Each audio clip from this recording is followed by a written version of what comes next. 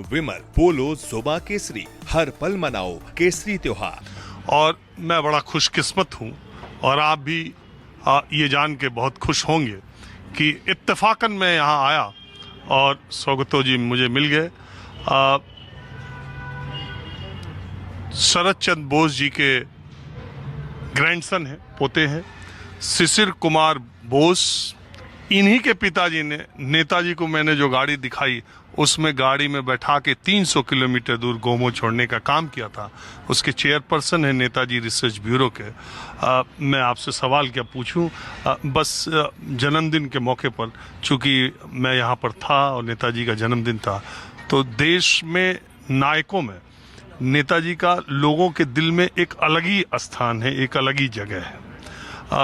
मैं ये जानना चाहता हूँ कि सर, ये किसी गवर्नमेंट का, किसी का बिना एड से, बिना उसके आप लोग अपने जरिए से इसका पूरा मैनेजमेंट और मेंटेनेंस कर रहे हैं? जी, आपने अभी बताया कि मेरा पिताजी शिशिर कुमार बोस ने उनको रांगा काका बाबू के लेकर इस घर से निकल गया 1941 के 16-17 जनवरी को।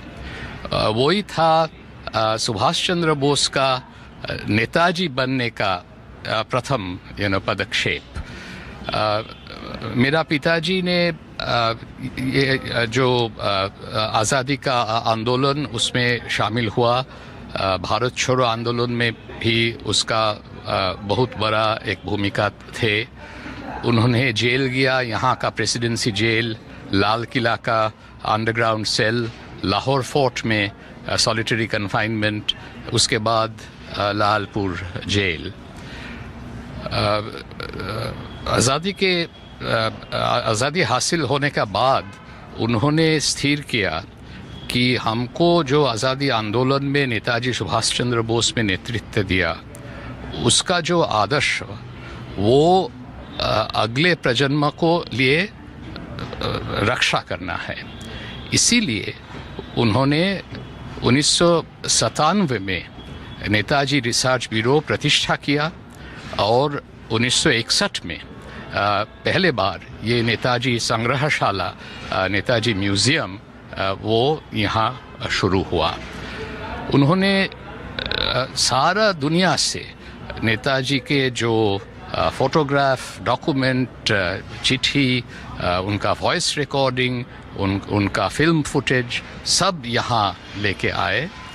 और आज भी आप देख रहे हैं कि बहुत लोग आते हैं। कल तो यहाँ बहुत लोग आएंगे और नेताजी का जन्मदिन हम लोग मना रहा है। और कल हम बोलेंगे 100 बरस पहले के कहानी।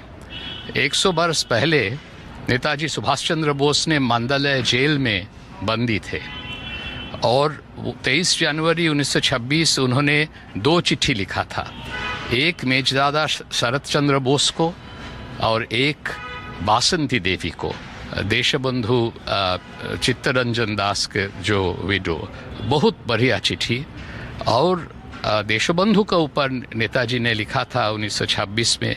देशबंधु ने चला गया था हम लोग को छोड़ के 1925 में, कि हिंदू मुसलमान का जो ऐक्य वो कैसे बनाना है वो देशबंधु ने दिखा दिया था। और नेताजी ने उस आदर्श को मान लिया। और आप लोग तो सब जानते हैं कि आज़ाद हिंद फौज में उन्होंने हिंदू, मुसलमान, सिख, ईसाई सबको शामिल किया। और हमारा देश के सब भाषा भाषी जो मानुष वो उनको लिया। पंजाबी थे, तमिल थे, बंगाली थे, मराठी थे, यूपी से थे, दक्षिणात्य से वो थे। तो जो मैंने कहा, यहाँ उनकी लिटरेचर, उनकी चिट्ठियाँ जो आके पढ़ेगा, वो कहीं उन्होंने उस तरह की बात कही ही नहीं है। हर जगह उन्होंने कहा रेस से, धर्म से, रीजन, रिलीजन, सबसे ऊपर उठ के देश के लिए काम। तो इसीलिए, और आपने ठीक ही कहा कि उन्होंने सबको इंस्पायर किया था। और but he is the emperor of Indian hearts. वो दिल से सब लोग उनको सब मानते दिल थे। के, किसी भी हिंदुस्तानी के दिल में तो घर एक बना के रखा है सुभाष चंद्र बोस ने। ये तो दादा जो 10 साल का लड़का है वो भी जो 100 साल का है, इनकी तो जगह ही अलग है। हमेशा एक चर्चा दादा होती है, आप लोग भी फील करते होंगे कि नेताजी को जो सम्मान या जो पे मिलना चाहिए था वो नहीं मिला। लोग ऐसे चर्चा करें और इसके बाद पॉलिटिकल डिस्कोर्स ये बहुत ज़्यादा हो जाता है, उसको आप कैसे देखते हैं? मैं देखते हैं ऐसे कि सरकार क्या किया कि नहीं किया वो तो छोटा बात है, क्योंकि आप तो बताया कि भारतवर्ष का, हिंदुस्तान के सब लोग के दिल में नेताजी है। वही सबसे बड़ा बात है। He has been a popular hero for all Indians, whatever the governments may or may not have done. और हम लोग यहाँ एक काम कर रहा है। नेताजी ने मेरा पिताजी को बुला के पूछा था 1940 के दिसंबर में, আমার একটা কাজ করতে পারবে, मुझको लिए एक काम कर सकते हो? क्या काम था? वो था वो महानिष्क्रमण, वो जो ग्रेट एस्केप हुआ, उसके परिकल्पना करने का। और लेकिन मेरा पिताजी ने नेताजी का काम करते रहे थे 2000 साल तक, और हम लोग भी नेताजी का काम कर रहा हूँ यहाँ नेताजी रिसर्च ब्यूरो, नेताजी भवन में। दादा एक आखिरी सवाल, बस लास्ट सवाल आपसे मैं पूछना चाह रहा हूँ। आपके फादर ने ये तो शेयर आप लोगों से किया होगा, वो जो 16-17 जनवरी 1941 को इस घर से निकले, जब सब तरफ पुलिस थी, सब तरफ फोर्स थी, तो और नेताजी ने वो किस मुस्लिम की टोपी जो उनका मंगाया था, तो सब तरफ फोर्सेस थे, तो फिर कैसे लेके आपके फादर निकल गए? वो बताते थे किस्सा, छोटा सा बता दीजिए। सबसे बड़ा था सरप्राइज का एलिमेंट। सब लोग को बताया था कि हंगर स्ट्राइक के बाद सुभाष चंद्र बोस घर से भी निकल नहीं सकता, वो था सरप्राइज का एलिमेंट। इसके बाद था छद्मवेश, डिस्गाइज, उन मोहम्मद जियाउद्दीन का डिस्गाइज। पेशावर से आए थे मियाँ अकबर शाह और शिशिर कुमार बोस ने एक साथ वाचिल मुल्ला का जो दुकान है वहाँ से सब खरीदा वो डिस्गाइज का मोहम्मद जियाउद्दीन।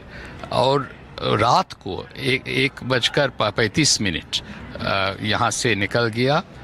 जो पीछे का जो सीढ़ी है वहाँ मेरा पिताजी ने वॉन्डरर का गाड़ी वहाँ ही रखा था, और किसी को भी वो बहुत पुलिस थे। और हम देखा डॉक्यूमेंट में 14 इंटेलिजेंस एजेंट रिपोर्ट कर रहा था सुभाष चंद्र बोस ये सूप लिया डिनर पे, लेकिन क्या हो रहा है वो कुछ पता नहीं चला अंग्रेज़ों को। ये था एक बहुत एक बड़ा एक ऐतिहासिक घटना हमारे आज़ाद हिंद आंदोलन के इतिहास में। और अब आप कुछ और नहीं बोलना चाहते, मैं कुछ और पूछना भी नहीं चाहता। हाँ नहीं ठीक है, मैं एक बार वही रूम है और जो नेताजी ने आखिरी बार डिनर किया था, वो डिनर के सारे बर्तन, सारी चीजें अभी तक है वैसे ही ये संग्रहशाला में है। और ये जो कॉरिडोर है यहाँ से पैदल के वही मैं अब चूंकि सौगतो दादा के आने की वजह से मुझे ऊपर आने की परमिशन मिल गई। ये मैं जो पहले कह रहा था, उनके चरणों के निशान जिस तरह से वो गए थे वो इसी तरह से बनाए गए। दादा आपने समय दिया, इसका बहुत शुक्रिया। लेकिन दादा सुभाष चंद्र बोस का नाम पॉलिटिक्स और चुनाव में भी बहुत इस्तेमाल हो जाता है, किया जाता है, उसको भी आप लोग किसी तरह से देखते हैं? कोई सबको नेताजी का जो आदर्श वो मानना है, यही सबसे बड़ा बात है। सब पार्टी से बहुत ऊपर है नेताजी सुभाष चंद्र बोस। जय हिंद। जय हिंद। मुझे लगता है कि आज का ये एपिसोड आपको पसंद आया होगा। माहौल क्या है, मैं बस इतना ही। कैमरामैन उमेश सिंह के साथ राजीव रंजन, न्यूज़ 24।